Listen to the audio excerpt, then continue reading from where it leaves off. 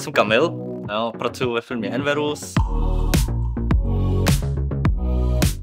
Pro kanceláře v Klubku jsme se rozhodli hlavně z důvodu flexibility. Začátku jen pár lidí, třeba jenom pár těch kancelářských jednotek, ale jakož rosteme exponenciálně, tak se potřebuje víc a víc prostoru a Klubko nám tohle umožnilo. Vlastně nám nabízelo jednotlivé jednotky kanceláří a mohli jsme takhle expandovat rychleji.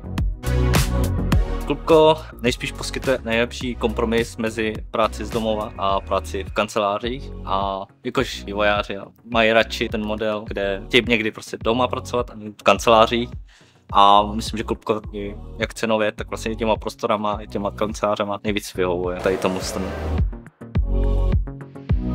I když máme vlastní kancelář, tak můžeme využít i společenské prostory a seznámit se i s jinými lidmi. Takže vlastně kancelářské jednotky super, že to je na tu práci, je tam klid a pak máme tady tu společenskou, že tady se můžeme buď s kolegy popovídat si v kuchyni mimo pracovní téma, anebo právě třeba se pozvat třeba nějaký kamarády, nebo jsou tady jakoby společenské jakoby akce, proseko, kde lidi se můžou jakoby mimo práce se bavit a sdílet své nějaké hobby a tak. To taky jako dobrý, že Klubko umožní těm lidem nepřímo vlastně navázat kontakty a pomoct hodně.